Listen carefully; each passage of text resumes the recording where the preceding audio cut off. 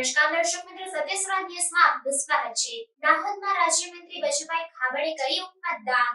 લોકશાહીના મહાપર્વની ઉજવણી દાહોદ લોકસભા બેઠકમાં રાજ્યમંત્રી બચુભાઈ ખાબડે મતદાન કર્યું। મંત્રી બચુભાઈ ખાબડે તેમના વતન પીપેરો મુખ્ય પ્રાથમિક શાળામાંથી મતદાન કર્યું।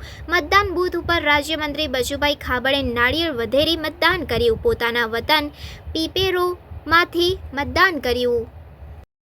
આજે સમગ્ર ગુજરાત મતદાન દિવસ નહીં પણ એક લોકશાહીનો એક પર્વ ઉજવી રહ્યું છે। આખું ગુજરાતની 26 સીટોમાંથી એક સીટ બિનહરીફ થઈ છે। 25 સીટોની અંદર મતદાન છે। એમાં દાહોદ જિલ્લાના મારા લોકપ્રિય ઉમેદવાર જસવંતસિંહ ભાભોર ત્રીજી વાર સંસદ લડી રહ્યા છે। એના માટે આજે હું દાહોદ જિલ્લાના ધાનપુર તાલુકાના પીપેરો મારા વતનના બૂથ નંબર 1 પર મતદાન કરવા માટે આવ્યો છું। આવનારા ભારતનું ભવિષ્ય એક વોટથી નક્કી થતું હોય ત્યારે એના માટે સમગ્ર મારા ગામના મતદારો, મારા મતક્ષેત્રના અને સંસદીય ક્ષેત્રના તમામ મતદારો લોકશાહી માટે અને આવનારા વિકસિત ભારતના સંકલ્પ સાથે આવનારું 25 વર્ષનું ભારત એ પણ પૂર્ણ વિકસિત બને એવો દેશના વડાપ્રધાન નરેન્દ્રભાઈ મોદીનો સંકલ્પ છે। ત્યારે આ ઉત્સાહપૂર્વક પૂરા મતદાર ભાઈઓ બહેનો આજે મત કરીને આવનારા ભારતના ભવિષ્ય માટે મતદાન કરી રહ્યા છે। આજે અનેક રાજ્યોની અંદર પણ મતદાન થઈ રહ્યું છે, એ પણ ટીવી મીડિયાના માધ્યમથી જોઈએ છીએ।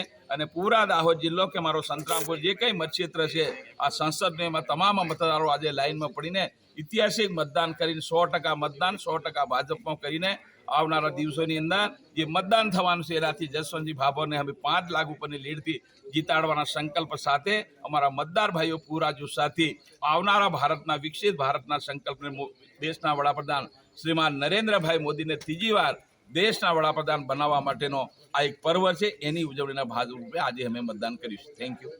સમાચારોની ઝડપી અપડેટ માટે હમણાં જ સત્ય સ્વરાજ ન્યૂઝ ચેનલને લાઇક, શેર અને સબસ્ક્રાઇબ કરો।